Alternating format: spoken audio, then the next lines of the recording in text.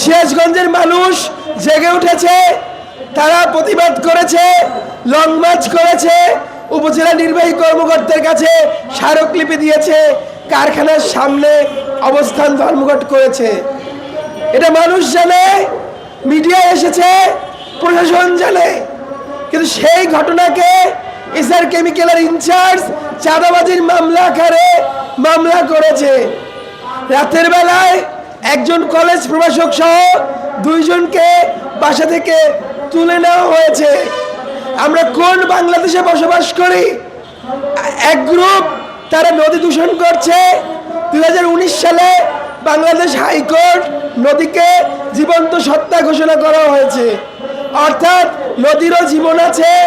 নদীর কোনো দূষণ ঘটলে বাংলাদেশ নদী কমিশন এর জন্য দায়িত্ব নিতে পারবে। গতকালকে বাংলাদেশ হাইকোর্ট একটি রুল জারি করে বলেছে, যারা দূষণকারী তাদের নাম মিডিয়ায় আনা যাবে। আগে বাসুরের নাম মিডিয়ায় আনা যেত না। যখন হাইকোর্ট বলছে এর জীবন্ত সত্তা, তখন নদী আন্দোলনকারীদেরকে জেলে ভরা হচ্ছে, তাদেরকে পুলিশ খুঁজছে। কারা অপরাধী আর কাদেরকে অপরাধী হিসেবে চিহ্নিত করা হচ্ছে। আমরা তরুণ জলবায়ু কর্মীরা, সারা দেশের পরিবেশ কর্মীরা আমরা উদাত্ত আহ্বান জানাতে চাই, বাংলাদেশের প্রধানমন্ত্রী জনাব তারেক রহমান, আপনি বলেন আপনি পরিবেশের পক্ষে, আপনি প্রকৃতির পক্ষে, আপনি গাছের পক্ষে, আপনি নদীর পক্ষে। শহীদ জিয়াউর রহমানের লেগাসি ধরে 1000 মাইল খাল খনন করছেন, নদী খনন করছেন, আর আপনার দলেরই একজন সংসদ সদস্য নদী মেরে ফেলছে, ফুলজন নদ মেরে ফেলছে তার মুনাফার জন্য। আছে বাংলাদেশকে অকার্যকর করার জন্য, আপনাকে হেয় প্রতিপন্ন করার জন্য আপনার আশেপাশে কিছু নামদারি এমপি আছে, এদেরকে আপনি বয়কট করুন। এদের এমপিত্ব জনগণ মানবে না। জনগণ যদি রাস্তায় নেমে আসে, আমরা রাস্তায় আন্দোলন করেছিলাম, কিন্তু আমরা শান্তিপ্রিয় মানুষ, আমরা দেশের পক্ষে, স্বাধীনতার পক্ষে, সরকারের পক্ষের শক্তির লোক আমরা। সেই জন্য আমরা শান্তিপ্রিয়ভাবে আন্দোলন করতেছি। যদি আমাদের এই শান্তিপূর্ণ আন্দোলন যদি মেনে না নেওয়া হয়, আমরা তথা উত্তরবঙ্গ সিরাজগঞ্জ যে আমাদের রোড হাইওয়ে ইন্টারসেকশন হচ্ছে, সেখানে আমরা বগুড়া, শেরপুর, সিরাজগঞ্জের লোকজন নিয়ে আমরা অসহযোগ বৃহত্তর আন্দোলনে যাব। তাই আমরা অসহযোগ বৃহত্তর আন্দোলনে যাওয়ার আগেই আমরা মাননীয় প্রধানমন্ত্রী জনাব তারেক রহমানকে বলতে চাই, আপনি এটা দ্রুত একটি নিষ্পত্তি করুন। এবং পানি সম্পদ মন্ত্রণালয়ের যে মন্ত্রী আছেন জনাব শহীদউদ্দিন চৌধুরী ভাই, আপনাকে বলতে চাই, জনগণের দাবি অতি তাড়াতাড়ি মেনে নেওয়া হোক, কারণ এখানে 20 লক্ষ লোকের বসবাস। আপনারা তো দেখেছেন, জনগণ যদি রাস্তায় নেমে আসে তাহলে কিন্তু আপনাদের অবস্থা খারাপ হবে। মিথ্যা মামলা দিয়েছেন, ইতিমধ্যেই আমাদের 2 জন ভাইকে গ্রেফতার করেছেন, এখনো অনেকের নামে মামলা আছে।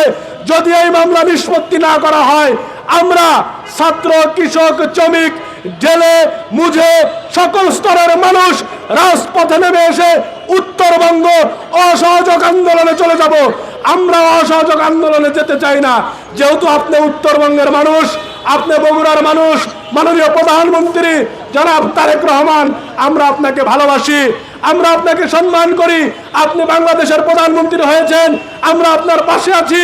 আপনাকে যে পরিমাণ সহযোগিতা লাগে, আমরা যুবকরা, আমার বোনেরা, আমার ভাইয়েরা, যারা কৃষক শ্রমিকরা আছে, আপনাকে সহযোগিতা করবে।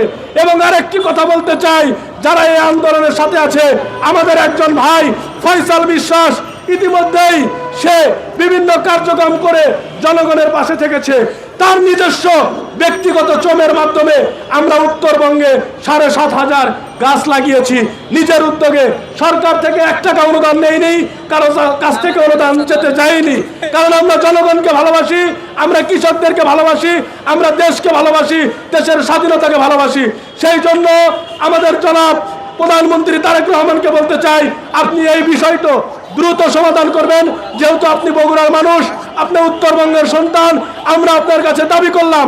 আর অতি দ্রুত এই মোহাম্মদ গোলাম সিরাজ এমপিকে আপনি অতি দ্রুত বহিষ্কারের ব্যবস্থা করুন এবং আমাদের মামলাগুলো প্রত্যাহার করুন, আমাদের ভাইদের মামলাগুলো প্রত্যাহার করুন। কৃষক শ্রমিক জেলে দিনমজুর মানুষের অধিকার ফিরিয়ে দিন, নদী বাঁচান। যেখানে হাইকোর্টে 2019 সালে রায় দিয়েছে নদী জীবন্ত সত্তা, নদী তার নিজ অধিকার ফিরে পাবে, সেখানে আপনার দলের এমপি কিভাবে সেখানে নদীতে ময়লা কেমিক্যাল বর্জ্য আবর্জনা ফেলে? এটি খুব দুঃখজনক।